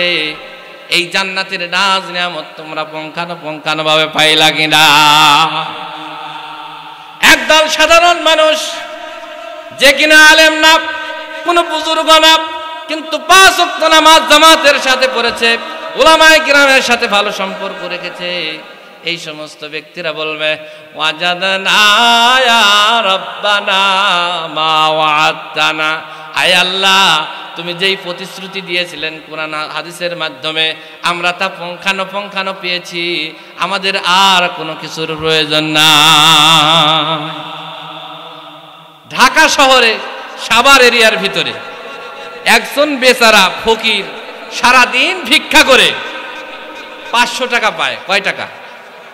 500 টাকা। হঠাৎ যদি কেউ তাকে 10,000 টাকা দেয়, সে কেমন খুশি হবে? কথা বলে না, কেমন খুশি হবে? সর্বোচ্চ খুশি হবে, আজকে সর্বোচ্চ কামাই হয়েছে। মুসলমান ভাইরা আমার, সাধারণ মানুষ যখন জান্নাতের নাজ নিয়ামত পাবে, তখন তার ভিতরে অনুভূতি হবে আমি সব কিছু পাইছি, আমার আর কোনো কিছুর প্রয়োজন নাই, আমার আর কোনো কিছুর প্রয়োজন নাই। কিন্তু আর এক দল, পাগলের দল, মুফতি সাহেবদের দল, মুহাদ্দিসের দল, কারীদের দল, ফুকাহে কিরামের দল, মুফাসসিরিনে কিরামের দল, নবী রাসূল গাউস কুতুবের দল, তারা আন্দোলন করবে, তারা বলবে ভরে গেলে মান जितने नियामत है तू सबसे बेहतर नियामत दीदार तो जन्नत दो जग से यार अब क्या करूं आरज़ू है मैं तुझे देखा करो मौला रे ओ मालिक তোমাকে না দেখে আমরা তাহাজ্জুদ নামাজ পড়েছি, নফল ইবাদত বন্দেগী করেছি। আল্লাহু খালিকু কুল্লি শাইইন কাদির, আল্লাহ তুমি যে সব কিছু তৈরি করেছো, আল্লাহ তোমারে কোনোদিন দেখি নাই, তারপরে মনে প্রাণে বিশ্বাস করেছি আল্লাহ তোমার দিদার বিহীন, তোমার সাক্ষাৎকার বিহীন এই জান্নাতের প্রয়োজন নাই, হুর গেলেমানের প্রয়োজন নাই, নাজ নিয়ামতের প্রয়োজন নাই। আল্লাহ আল্লাহ মেহেরবানি করে আল্লাহ তোমার দিদার দিয়ে আমাদেরকে ধন্য করো, তোমার সাক্ষাৎ দিয়ে আমাদেরকে ধন্য করো। পয়গম্বর সাল্লাল্লাহু আলাইহি ওয়াসাল্লাম বলেন আল্লাহ রাব্বুল আলামিনের কুদরতির চেহারার মধ্যে 70,000 নূরের পর্দা থাকবে। একটা মাত্র পর্দা সরাই দিয়া পর্দা সরাই দিবেন, সঙ্গে সঙ্গে শত সহস্র কোটি কোটি জান্নাতবাসীরা আল্লাহ পাকের কুদরতি চেহারা দেখার জন্য এক পলক তাকাবেন, এক নজর দিবেন, সঙ্গে সঙ্গে তারা 40,000 বছরের জন্য বেহুশ হয়ে যাবে। 40,000 বছর পরে যখন সে হুঁশ ফিরে পাবে, আল্লাহ পাক বলবেন বান্দারে বেহুশ হইলা কেন? বলে আল্লাহ তোমার পয়গম্বর জনাবে মুহাম্মদুর রাসূলুল্লাহ সাল্লাল্লাহু আলাইহি ওয়াসাল্লাম যা বলেছেন আর তুমি যা দেখাইলা এর মধ্যে কোনো মিল পাইলাম না। বলে আমার হাবিব কি বলেছেন? বলে তোমার হাবিব বলেছেন ইন্নাকুম সাতারাউনা রাব্বাকুম কামা তারাউনা হাযাল কামার লা তুযাম্মুনা ফি রুয়াতিহি। হে আমার উম্মতেরা শোনো, কালকে তোমরা জান্নাতের মধ্যে তোমাদের মালিককে, তোমাদের খালিককে, তোমাদের রাজ্জাককে তোমরা এমন ভাবে দেখবা যেমন পূর্ণিমার চাঁদের রাত্রিতে চাঁদের দিকে তাকায় থাকো, তোমাদের চোখে কোনো সমস্যা হয় না। ঠিক তেমনি ভাবে তোমাদের মালিককে, তোমাদের রবকে জান্নাতের মধ্যে দেখবা, তোমাদের চোখে কোনো সমস্যা হবে না। আল্লাহ তুমি যে দেখাইলা আমরা বেহুশ হয়ে গেলাম, তোমার হাবিবের কথার সাথে মিল হইল না।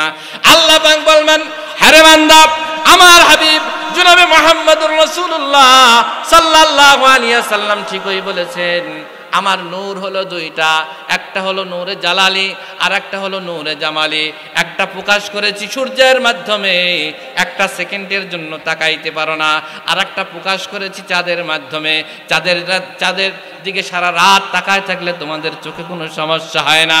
বান্দারে চলো চলো, এতক্ষণ পর্যন্ত তোমাদের যেই সাক্ষাৎকার দিয়েছি এইটা ছিল নূরে জালালি, গরম নূর, তোমরা সইতে পারো নাই। বান্দারে চলো তোমাদেরকে এমন একটা মাহফিলের মধ্যে নিয়ে যাইব, যেই মাহফিলের মধ্যে বসে বসে তোমরা আমি আল্লাহ রাব্বুল আলামিনকে দেখবা, তোমাদের চোখের মধ্যে কোনো সমস্যা হবে না। পয়গম্বর সাল্লাল্লাহু আলাইহি ওয়াসাল্লাম তিনি বলেন জান্নাতের মধ্যে একটা মাহফিল হবে, তার মধ্যে বিশাল বড় একটা স্টেজ হবে। এই স্টেজের মধ্যে পাশাপাশি দুইটা চেয়ার থাকবে।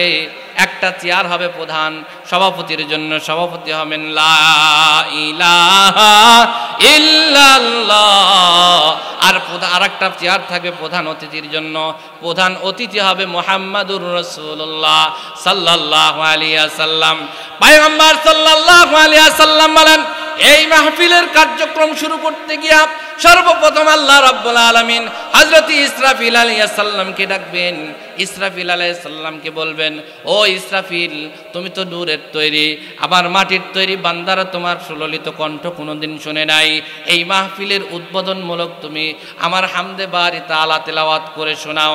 আল্লাহ পাকের প্রশংসা গাইতে থাকবে সুর দিয়া, মনোনীত সুললিত কণ্ঠ দিয়া আল্লাহ পাকের হামদে বারি তাআলা তেলাওয়াত করতে থাকবেন। ওইদিকে আল্লাহ রাব্বুল আলামিন গেলমানদেরকে ডাকবেন, রে গেলমান, যাদের সম্পর্কে আল্লাহ রাব্বুল আলামিন সূরা ওয়াকিয়ার মধ্যে ঘোষণা করেন, ইয়াতুফু আলাইহিম বিলদানুম মুখাল্লাদুন বিআকওয়াবিন ওয়া বারিক। এই গেলমানদের হাতের মধ্যে কারো হাতে বালতি থাকবে, কারো হাতে জগ থাকবে, কারো হাতে গ্লাস থাকবে। বালতিওয়ালারা জগওয়ালাদের জগ ভর্তি করে দিবে, জগওয়ালারা গ্লাসওয়ালাদের গ্লাস ভর্তি করে দিবে।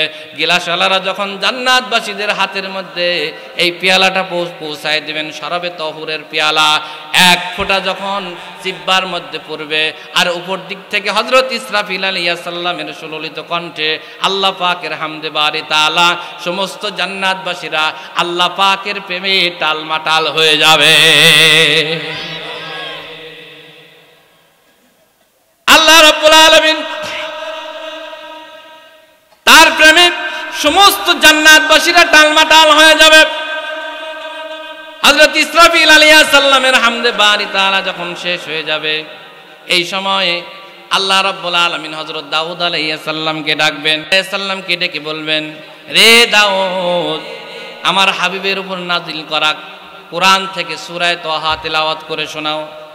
তোমার সুললিত কণ্ঠ আমার জান্নাতবাসীরা বান্দারা শুনে নাই। তোমার কণ্ঠের আওয়াজে পাখি, আকাশের উড়ন্ত পাখিরা এসে তোমার বাড়ির আশেপাশে জমা হয়ে যাইত, নদীর চলন্ত মাছগুলো এসে তোমার বাড়ির ঘাটে জমা হয়ে যাইত। ও দাউদ, মেহেরবানি করে তুমি আমার জান্নাতবাসী বান্দাদেরকে সূরা তাহা তেলাওয়াত করে শোনাও। আল্লাহর পয়গম্বর বলেন, হযরত দাউদ আলাইহিস সালাম আল্লাহ পাকের আদেশ পাওয়া মাত্র তিনি 30 পারা কোরআনের হাফেজ হয়ে যাবে। তার সুললিত কণ্ঠে সূরা তাহা তেলাওয়াত করে শোনাবেন, তিনার তেলাওয়াত শুনবেন, আর জান্নাতবাসীরা শুধু দুলতে থাকবেন আর মজা নিতে থাকবেন, আল্লাহ পাকের চেহারা প্রদর্শন করবেন। হযরত দাউদ আলাইহিস সালামের তেলাওয়াত যখন শেষ হয়ে যাবে, বলবেন, রে দাউদ, এই কোরআনের জন্য তুমি কষ্ট করো নাই, তায়েফের ময়দানে রক্ত ঝরাও নাই, উহুদের ময়দানে দান দান মোবারক শহীদ করো নাই, কাফের বেঈমানদের নির্যাতন সহ্য করো নাই। এই কোরআন আমার বন্ধুর উপরে নাজিল করেছি। আমার বন্ধু পড়লে যত ভালো লাগবে আর কারো মুখে এত ভালো লাগবে না। বন্ধুর দিকে তাকাবে, বাম দিকে বসা থাকবে, বন্ধুরে তোমার উপর নাজিল করা কোরআন শরীফ থেকে, কোরআন শরীফের হৃৎপিণ্ড, কোরআন শরীফের হাট একটু আমার জান্নাতবাসী বান্দাদেরকে একটু শোনাও। আল্লাহর রাসূল কোরআন শরীফের হাট সূরা ইয়াসিন তেলাওয়াত করবেন, ইয়াসিন ওয়াল কুরআনিল হাকিম ইন্নাকা লামিনাল মুরসালিন।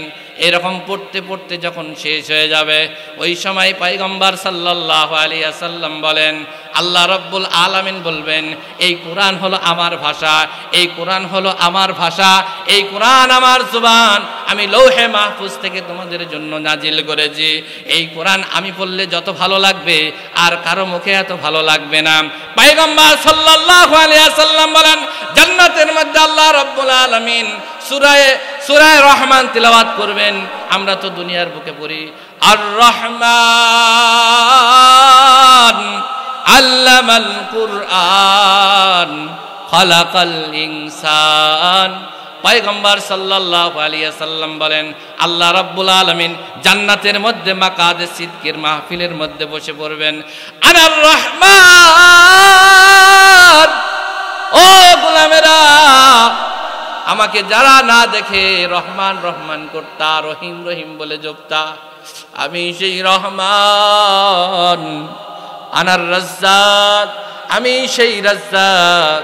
আনাল খালেক, আমি সেই খালেক। দেখো দেখো দেখো দেখো, পান ভরে তোমরা আমাকে দেখো।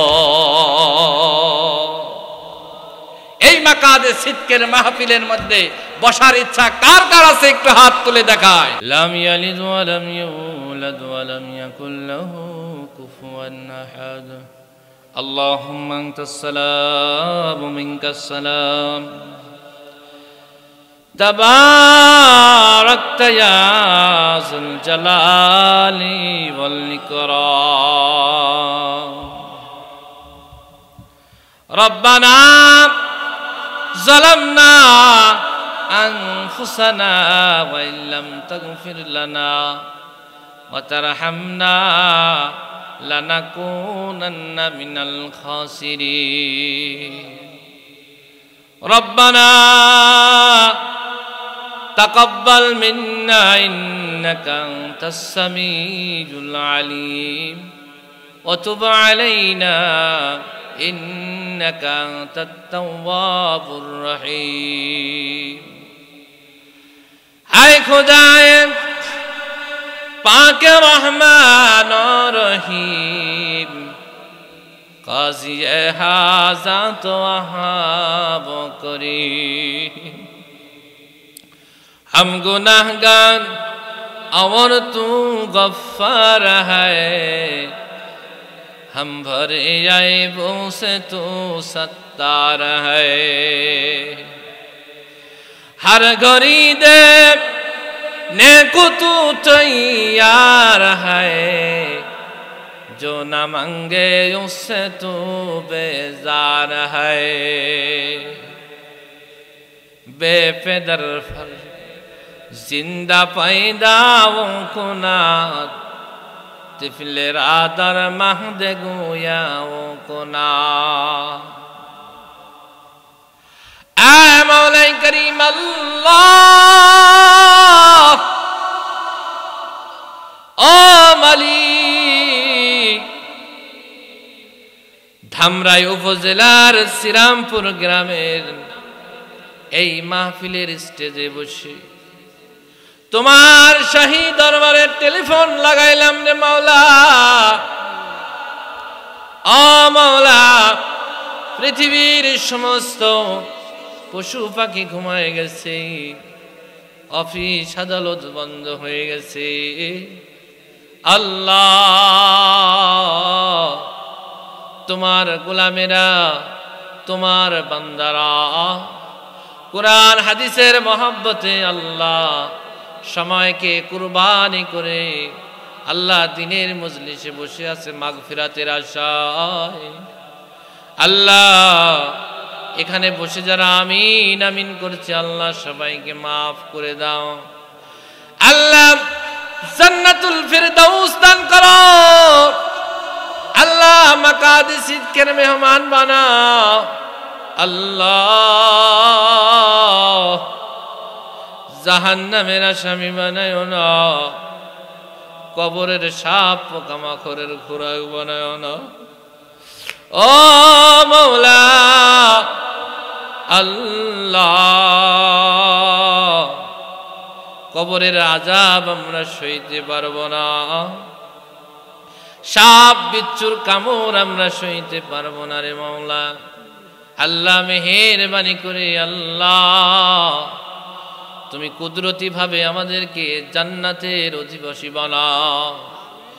আল্লাহ, আমাদের ঈমানের পরীক্ষা নিও না। আল্লাহ, তোমার কঠিন পরীক্ষায় আমরা পাশ করতে পারবো না। আল্লাহ, পরীক্ষা ছাড়া পাশ করার ব্যবস্থা আমাদেরকে করে দাও। আল্লাহ, চতুর্মুখী হামলা, শয়তানের আক্রমণ, আল্লাহ ঈমান রাখা বড় দায়। আল্লাহ, মেহেরবানি করে আমাদেরকে আমাদের গুনাহ খাতাগুলো মাফ করে দিয়ে জান্নাতুল ফিরদাউসের মেহমান হিসেবে কবুল করে নাও। মাওলাই করিম আল্লাহ, সূরা ফাতিহা ইখলাস দরুদ শরীফ পড়েছি। আল্লাহ এই হাদিয়াটুকু সর্বপ্রথম জনাবে মুহাম্মদুর রাসূলুল্লাহ সাল্লাল্লাহু আলাইহি ওয়াসাল্লামের পাক রওজা মুবারকে পৌঁছে দাও। হযরত আদম আলাইহিস সালাম থেকে আজ পর্যন্ত যত মুমিন মুমিনাত অন্ধকার কবরে শুয়ে আছে, আল্লাহ তাদের কবরে সওয়াবটুকু পৌঁছে দাও। ও মাওলাই কারীম, আল্লাহ আমাদের কারো জনম দুঃখিনী মা নাই, বাবা নাই, আল্লাহ গভীর রজনীতে সফর থেকে আসলে মা ঘুমায় না, দরজা নক করলে বলে বাজান আইছো। ও মাওলা আজকে মা আর বলে না বাজান আইছো, মা অন্ধকার কবরে শুয়ে আছে। মাওলাই কারীম, ঈদের একটা দিন বাবা কষ্ট করে টাকা জমায়, মায়ের জন্য শাড়ি কিনে না, বাবার জন্য লুঙ্গি কিনে না। ঈদের দিনে ভালো পোশাক ক্রয় করতে হবে, সন্তান ঈদ পালন করবে। আল্লাহ নিজেরা না খাইয়া আমাদেরকে খাওয়াইতো। আল্লাহ মা বাবা আজকে অন্ধকার কবরের মধ্যে শায়িত। মাওলাই কারীম, আল্লাহ মেহেরবানি করে আমাদের পিতামাতাদেরকে মাফ করে দাও, তাদের কবরটাকে জান্নাতের টুকরা বানায় দাও। আল্লাহ মা সারা পৃথিবীতে আপন কেউ নাই রে মা। মা মা বাবা অতি আপন, মা বাবার কর যতন, মা বাবা অতি আপন, মা বাবার কর যতন। তিন কথার সাথী পাইয়া ভুইলা যাইও না, আল্লাহ রাসূলের দেখা সেজন পাইবা না। আল্লাহ যাদের মা আছে হায়াতে তৈয়বা দান করো, মার সেবা করার তৌফিক দাও। যাদের মা নাই আল্লাহ মার কবরটাকে জান্নাতের টুকরা বানায় দাও। আল্লাহ আমাদের মধ্যে অনেকে অসুস্থ, মাওলা সুস্থতা দান করো। অনেকে অভাবী, অভাব দূর করে দাও। অনেকে ঋণগ্রস্ত, মাওলা ঋণ পরিশোধ করার তৌফিক দাও। ও মাওলাই কারীম, আমাদের নেক আশাকে পূরণ করে দাও। আল্লাহ মাহফিলকে কবুল করো। আল্লাহ মাহফিলকে কাল হাসরের ময়দানে নাজাতের জরিয়া বানাও। আল্লাহ মাহফিলের দৃশ্যমান করতে যারা শ্রম ঘাম দিয়েছে আল্লাহ তাদেরকে উত্তম প্রতিদান দিও কাল হাসরের ময়দানে। আল্লাহ যারা টাকা দান করেছে, অর্থ দান করেছে, আল্লাহ মাহফিলের মধ্যে আল্লাহ দান করেছে মসজিদের উন্নয়নে, আল্লাহ তাদের দানকে কবুল করে নাও। আল্লাহ সকলের মনের নেক মাকসাদ পুরা করে দাও। আল্লাহ মসজিদ কমিটিকে আল্লাহ পরিপূর্ণ ইমানদার বানাই দাও, তাদের ইমানকে মজবুত করে দাও। আল্লাহ মসজিদের ইমাম সাহেবকে কবুল করে নাও। আল্লাহ ইমাম সাহেবের পরিবারকে সুস্থতা দান করো, হায়াতে তৈয়বা নসিব করো। মাওলাই কারীম, যা চাইলাম তা দিয়ে দাও, যা চাইতে পারি নাই তাও দিয়ে দাও। আল্লাহ অত্র এলাকার সমস্ত মুর্দেগানকে মাফ করে দাও। আল্লাহ কবরবাসীকে মাফ করে দাও, তাদের কবরটাকে জান্নাতের টুকরা বানায় দাও। আমিন আমিন আল্লাহ আমিন। দানকারীর হয়ো তুমি জামিন। আমিন আমিন আমিন আমিন বিরহমাতিকা ইয়া আরহামার রাহিমিন।